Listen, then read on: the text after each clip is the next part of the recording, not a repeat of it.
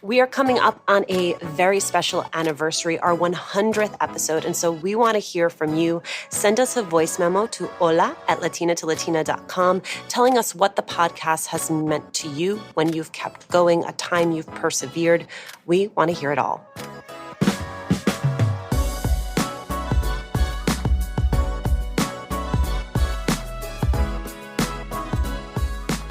Isabella Gomez was just 17 years old when she and her parents moved to LA so that she could pursue acting. 6 months, hundreds of auditions later, and she'd received 0 callbacks. She adjusted her approach, she started having fun, and 2 months later, she booked her breakout role on One Day at a Time. We talk about getting the show, losing the show, getting it back, and what it's like to be a public person when you're still figuring out who you are.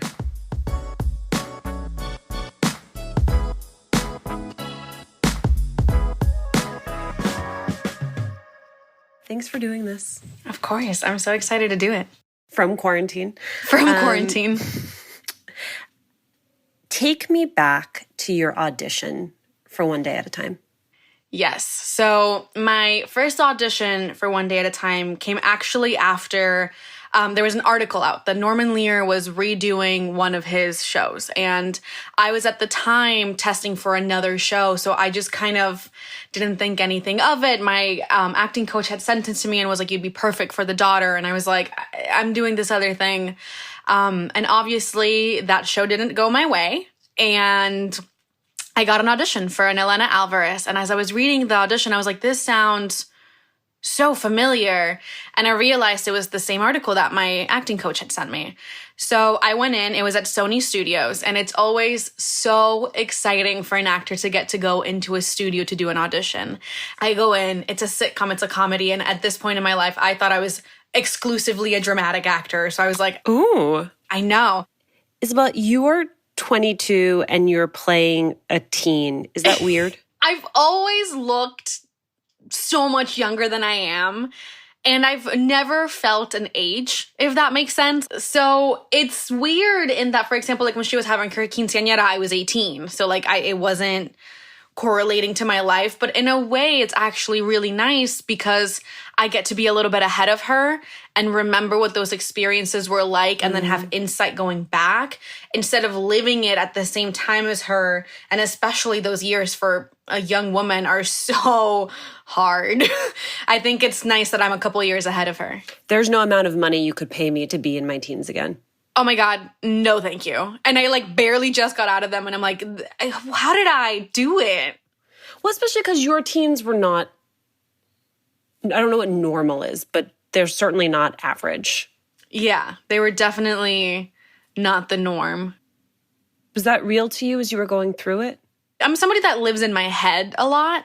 So I never really settled into what all of it meant until I look back at it. For example, I'm an immigrant, and for some reason I just always saw myself as first gen, and I was like, no, you're an immigrant. Like I remember living in Colombia. I lived there till I was 10. Like I had this whole other life. I didn't notice it as much going through it until I started working more. And then people saw me differently, and then people started acting a little different. And then especially once I moved to LA, I realized that it just wasn't the same. My senior year I did online.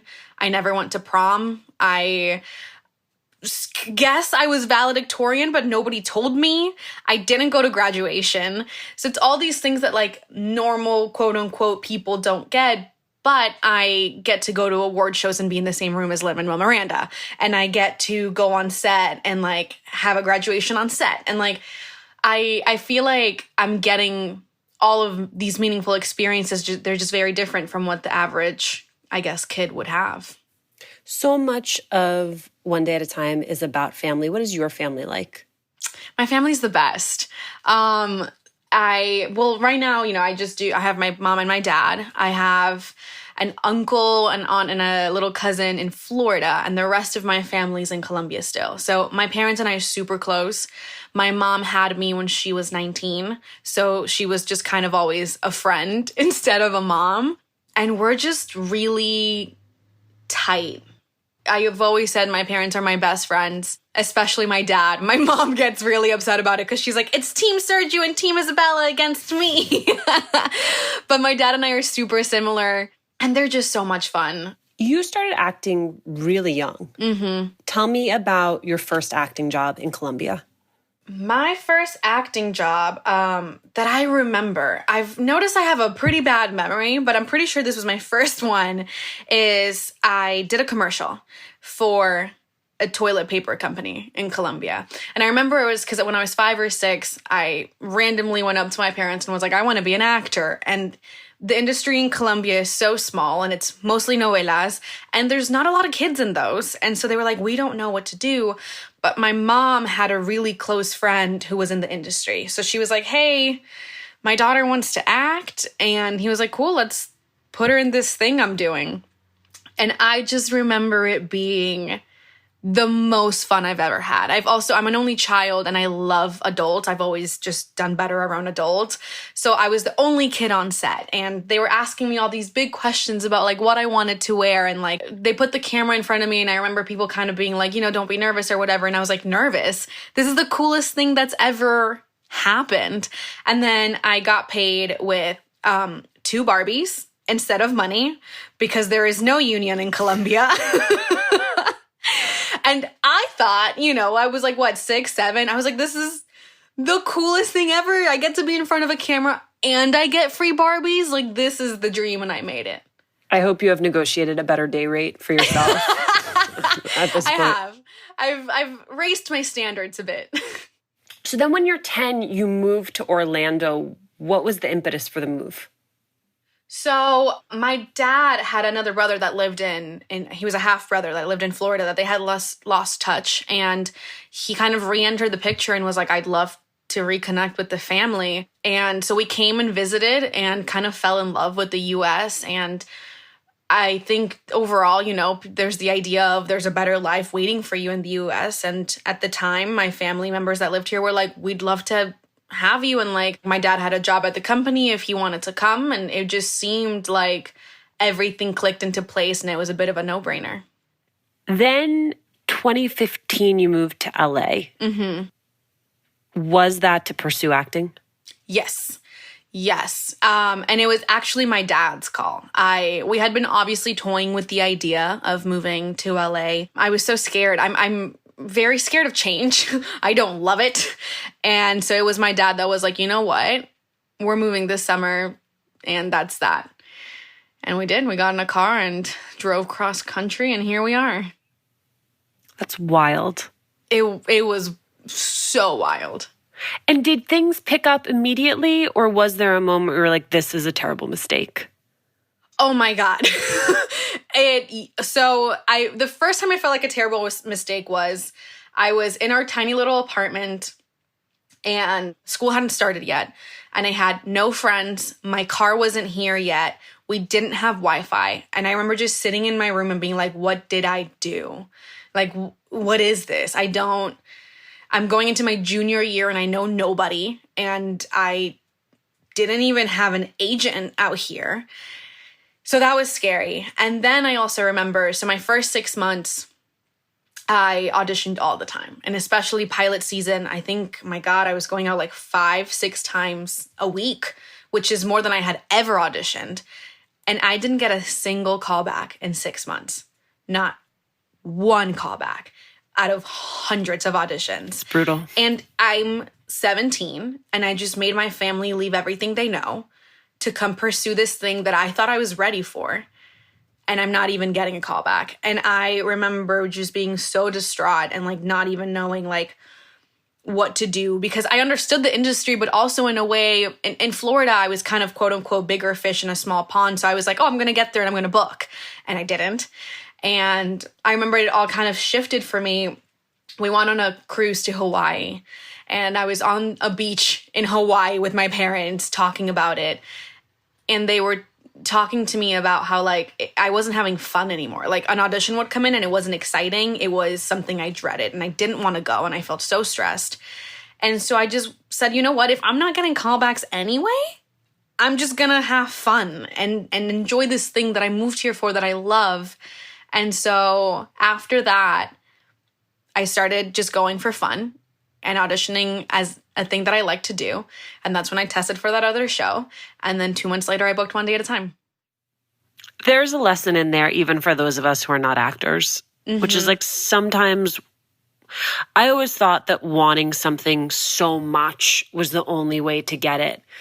But there is some space between that and wanting something, but knowing that it's not the end all be all. Totally. That I think actually just makes you better at whatever it is you're trying to do. It's very counterintuitive. And also doing it for the right reasons. I still wanted to do it, but I think doing it because it was fun and not because I felt like I needed to book a job was so important. Because going into an audition with the mindset of I'm going to book this job does not service the character, the story, and people can tell. People can tell when you walk into an audition desperate. So yeah, it was, and it's something that I still have to go back to all the time. I have to keep reminding myself, you're doing this because you love it. If it was for fame or for money, there are easier ways to get famous and rich. And so just have a good time. Miss Juleka, nice to have you on. Must be a special reason. Yeah. You know it's a special reason since I like to be behind the scenes. All right. So when Canto Beauty decided to come on board, I Yes, you rushed to volunteer to try the products. Yes, I know I did. And it's the first time, I know. But I've already been using their coconut curling cream for years, so I figured I wasn't going to miss a chance to try out sister products. I liked the photo you sent me the other day. Your hair looked really good. And that was just after one shampoo and conditioner. My curls were shiny and smooth, man. And my comb was not full of my own hair after I detangled it in the shower. You know, even in pictures, it's coming through. Like your hair looks shiny and hydrated and just so healthy. Thanks. I really appreciate that you let me send you those because I'm really excited about the change. So how many products are you using all told? Right now, I've got like 4. So I'm using the shampoo, the conditioner, the leave-in cream, and then can I just tell you what my favorite is? The Wave Whip. First of all, that name is everything. But I love how my waves and my curls just are fuller. They're more touchable. They're less frizzy. I mean, I know I sound like an ad, but let me tell you. Well, you can enjoy the benefits of the Canto Beauty hair care line, picking up your favorites at Target or ordering from Target.com. One Day at a Time deals with some really heavy topics. It deals with immigration, it deals with consent, it deals with sexual orientation. How has being on the show impacted you? I am exponentially a better person because of the show. I think I grew up very unaware and very ignorant of the world. You know, I switched cultures when I was 10 and I was completely new to this country. And then I lived in Florida. So I was just unaware of a lot of stuff. I didn't even know that I was unaware. I didn't realize that there was more to learn. And then you move to LA, which is super liberal and super hippy-dippy and super whatever. And I get on a show like One Day at a Time where we're talking about these things that I know nothing about. And it's just made me so much more aware. It's made me so much more empathetic. It's made me realize that I am not the center of the universe, which for a long time growing up as an only child and especially as an immigrant where you only have your core family, you think, oh, everything's kind of about me and how I'm transitioning through this. And then I realized that couldn't be further from the truth. And it's taught me so much about artistry and humanity and how much talking about these things actually means to people. Because I also grew up, there's all the talk of representation, but I am white passing. And in Colombia, everything was dubbed into Spanish. And so I grew up thinking that Hannah Montana and Wizards of Waverly Place were about people like me because those girls looked like me and they were speaking Spanish. And so it's just made me so much more aware. We interviewed Gloria Calderon-Kellett for one of our way back in the day. Love her, such a powerhouse. What have you learned from working with her? That anything is possible and that anything is possible and you can still be nice. She is a powerhouse and she is taking over Hollywood and she is so nice and can I curse? Yeah. And she gives a shit, man. She gives a shit about everything that she does and everybody that's involved in her projects. And I think that is so powerful and meaningful, especially in, I feel like our culture is so much about productivity and how much can you do and how much can you like churn out and do whatever it takes to be that way. Like, I feel like even a few years ago, there was such an emphasis of like, you can sleep when you're dead and like hustle and you don't have to be nice. You just have to get it done. And Gloria is the epitome of you can rest and have a balanced life. And of course, she still like struggles with that, but like you can rest and have a balanced life and be nice and still rise to the top. And I think that is such a good lesson to learn this early on. One Day at a Time, originally on Netflix, loyal following, dedicated following, very vocal on social media, and never more vocal than when Netflix canceled the show. Where were you when you found out that they weren't going to pick it up for another season? I was in Vancouver, and Mike and Gloria called me, and I'm in the back, and it's both of them, and they're not screaming, so I can tell something's wrong. And Gloria says, "Hey, they're not picking our little show up." And I felt like, I get teary-eyed just thinking about it. I felt my soul like unhinged. Like, I just immediately started sobbing.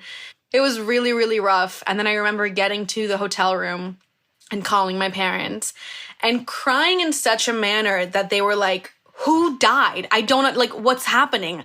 And I was like, "My TV family died." And they were like, "You've been in this industry for 15 years. You know this happens. Get it together." And then when it got picked up again? I had been texting Mike and Gloria for a couple of days because I could feel it in the air that something was shifting. And I remember Mike had told me, "We'll know by tomorrow." And then I got on a flight to Spain. So all of the time things were different, and I had been on this flight for freaking like 12 hours, whatever long.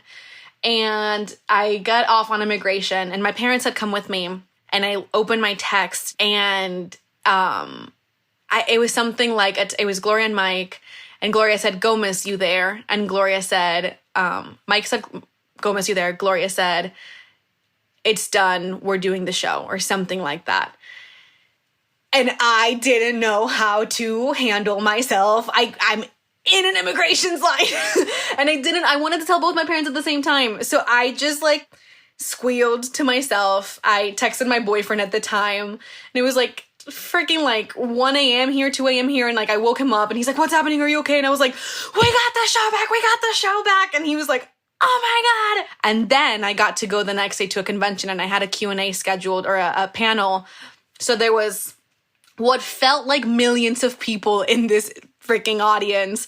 And I got to tell them, and we all got to just scream and cry together. Funny. And it was just the most surreal, like, couldn't make it up, should be in a movie kind of moment I've ever had.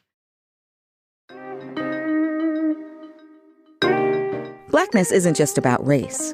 I'm Dineen Milner, and I'm a New York Times bestselling author. On my podcast, Speakeasy with Dineen, I dive into the beauty and humanity of Blackness with people like writer Tayari Jones, journalist Demetria Lucas, and rapper Killer Mike.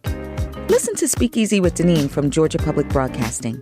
Subscribe for free at gpb.org/podcasts or on your favorite podcast app.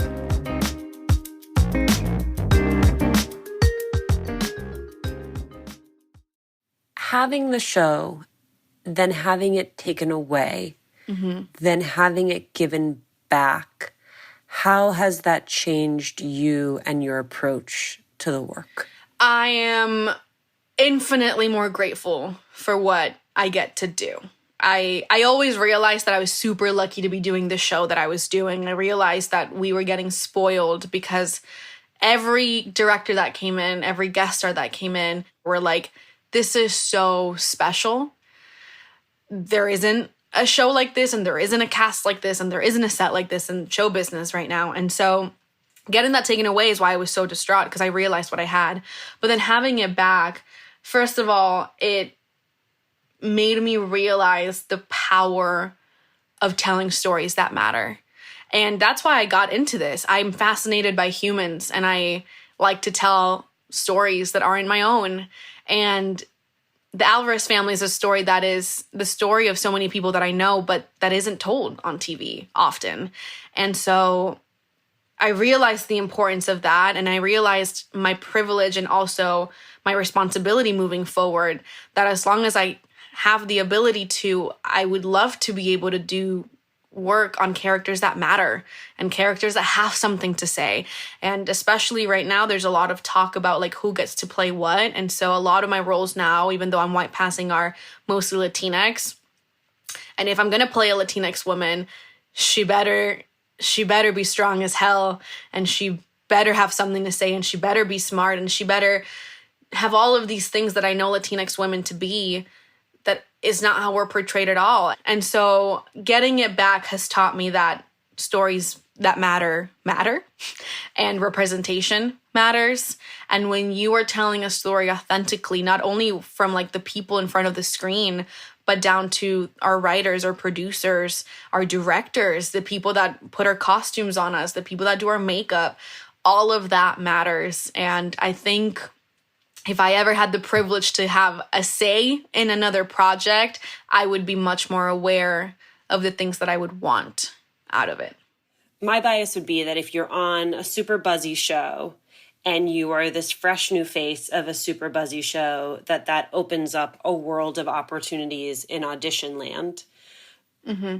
But my understanding from reading other interviews with you is you actually feel like it has narrowed the range of roles that's offered to you. Yeah. So what it is about that is you are told once you get a series regular that everything is easier. For me, though, my experience was I look the way that I look. So I was going out for every role, which meant mostly white roles because people didn't really put it together that Isabella Gomez was Latina because she looked like me and she spoke like me. So I was going out a ton. Granted, I was also going out a ton for like guest stars and like day players.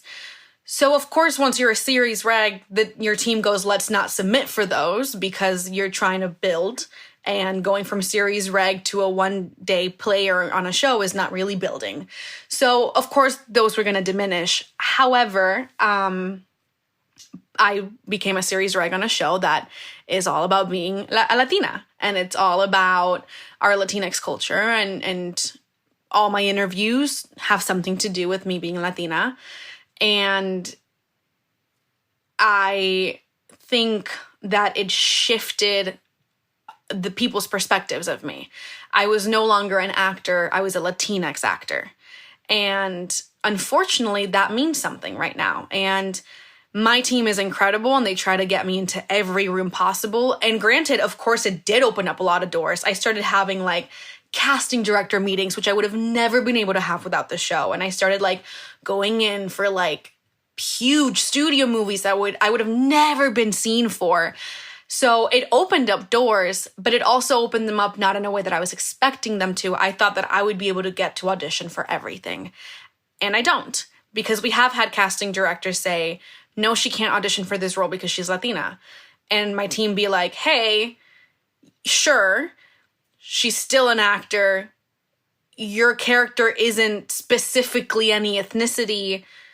Why can't she do it? And then being like, well, we already have a POC in the movie or in the show or whatever, and like we don't need another one or whatever. So that is what I allude to is not a problem with my team or people not wanting to see me, is people seeing me differently because now I am so outspoken about being Latina, and now I'm on this Latinx show. And it's changed things. It's wild. Hollywood's wild. I talk about it because it was such a shock to me, because as a white passing woman of color, I walked and moved around the world and around this industry in a very different way without realizing my privilege. So when I got my privilege partially taken away, because again, though, I'm getting a hell of a lot more auditions that my Afro-Latinx counterparts would. So I still have a lot of privilege because of the way that I look. But because I got my part of my privilege taken away, I can see that shift clear as day. And I think it's important to talk about because I am a much better actor than I was 4 years ago, but I am not getting the same traction that I could have potentially had I been cast in a white role instead of a Latinx role. So nuts. We already have a person of color is just such a like, woo.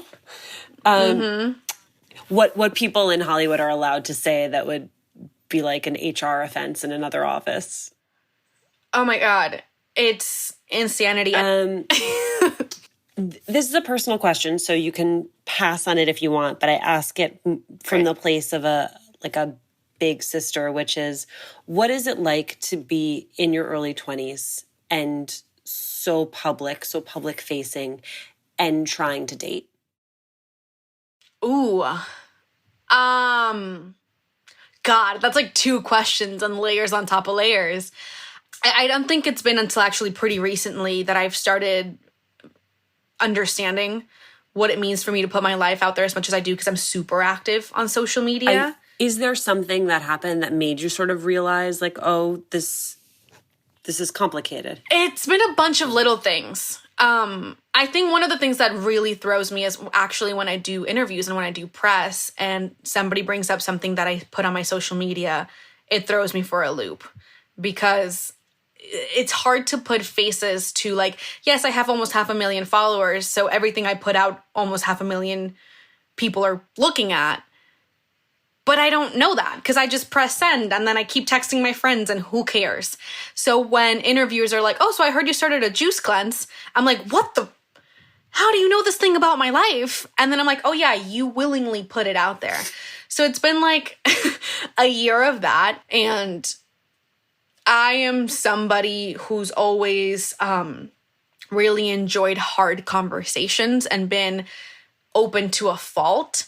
And that was always a positive until recently, where now I feel very guarded which is unfortunate because I feel like I'm learning less because I'm not asking the questions I want to ask or saying the things I want to say because I'm so scared of people misinterpreting my intentions or taking things out of context. I mean, I think there are a lot of people who are your age who grew up on social media who haven't given it that level of thought. Yeah. I mean, it made me anxious and uncomfortable enough that I had to give it thought. So I've definitely shifted into being a lot more private about that kind of stuff and about my life in general, which truthfully feels really weird because I'm crave connection is another reason why I'm an artist and an actor is I crave wanting to know about people's lives and people knowing about mine and talking about stuff. And it feels very odd to be secretive about stuff that consumes so much of your life. But I think, at least for the time being, it is a smart choice for me. Yeah, no, I feel I very much connect with that and connect with the fact that it's like you pay a price either way. Do you know what you want to do next? No idea.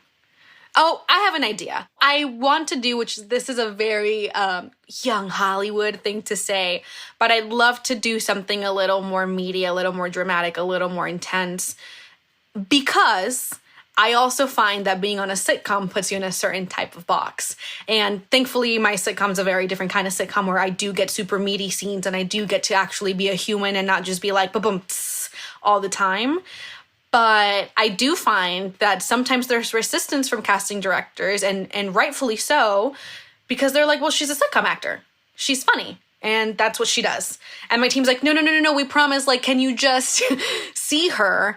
And they're like, well, there's 50 other girls that have credits that prove that they can do this other thing. So I would love to do something deep and dark and meaty.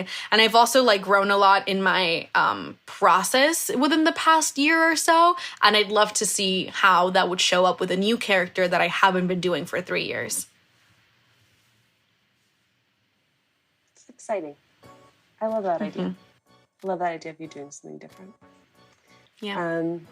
Thank you so much for taking the time to do this. You are, of course. I've read all these things that talk about how charming you are, but you are more charming than I could have imagined. So thank you. Thank you. Thank you for being so thoughtful.